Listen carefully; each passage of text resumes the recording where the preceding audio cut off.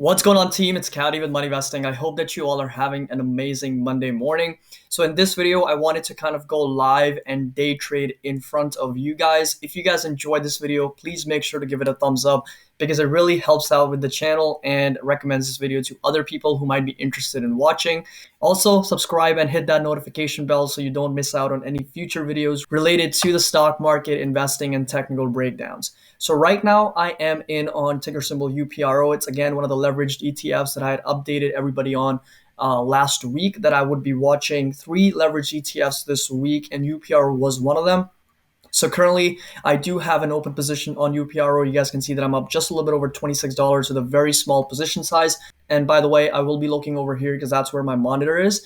But you guys can see this big sell-off that is coming for SPXU, which again is going to be the inverse ETF that tracks the S&P 500 in an inverse way. So this thing pushed up. There is a clear resistance right around this level. So it pushed up, got rejected, and it's now selling off. If it does break below the 1324, which is going to be the pre-market low, I will be adding more to my position on UPRO. One thing that I do want to identify and help you guys notice is that this thing did gap up about 6%. Pre-market, it was trading well over 7%. And since then, it has been selling off, making lower highs and lower lows. And right now, again, as the market opened, it is pushing downward quite aggressively. So there is downward pressure coming for the SPXU inverse ETF, which means SPY on the other end is pushing up. So it is going up right now. So we'll keep a close eye on how this performs over the course of the next few hours. But I still wanted to go live and kind of record what the day looks like and how it's going to play out in the next few hours while I'm holding this position. So I hope you guys enjoy it, and please make sure to give it a thumbs up, subscribe to the channel, hit that notification bell, do all that good stuff. So it really helps out with the YouTube channel. So right now it'll be interesting to see if the support is validated around here or if SPXU again changes direction and starts pushing up higher. So if it doesn't, and if it breaks above the middle VWAP and the EMA, which again are going to be right around this level, then I will be potentially selling out or maybe having a stop loss in place just so I can protect those profits or losses. So this right here is a different day trading chart that I use. It essentially has 4 EMAs, the 9, the 20, the 50, and the 200-day EMA.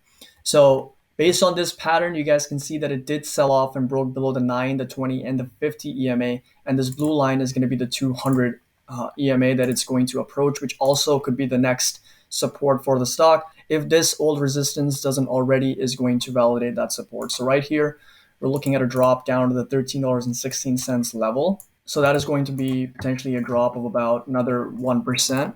And if it drops even further, we're looking at the 200 moving average, again, the exponential moving average for another 85 basis point drop. But again, it could very well reverse its position and start pushing up higher because, as I mentioned in my previous videos when I was analyzing the S&P 500 from a technical standpoint, there is a weakness in the S&P 500 right now because it was making lower highs and lower lows on Friday. And then on Thursday, we saw a huge sell-off in the market. So I wouldn't be surprised if that continues today. We did gap down about 2% on the day. And you guys can see that SPXU is now, from a price action standpoint, is pushing up a little bit. Another thing I want to mention is that I day trade 5-minute charts. So I like to look at the 5-minute candles as opposed to the 1-minute candles because it makes me a little bit more patient for the candles to close before taking any positions or making any decisions. So right now we're still waiting for SPXU to break below its pre-market low, which is right here, which is going to be around $13.25. So if it breaks below that level, we can potentially see a further drop. But right now, it doesn't look like it's going to do that. You never know. It can very well create a descending pattern on the day and trade between the middle VWAP and the bottom VWAP. So this right here is the 1-minute chart that I wanted to show you guys. Again, making lower highs, but it is pushing up now. We'll see if it gets rejected right around here at the middle VWAP and the 200 moving average, which is going to be the blue line. If it does break above that level, it'd be interesting to see if it makes higher highs, meaning high of days, and if it's able to break out of its pre-market high at around $13.74. So those are some of the key levels that I'm going to be closely watching since I am trading the inverse ETF UPRO. So a lot of the direction for UPRO depends on SPXU. There is a lot of consolidation right now. You guys can see right here that it is struggling to break above its middle VWAP and the 9 EMA.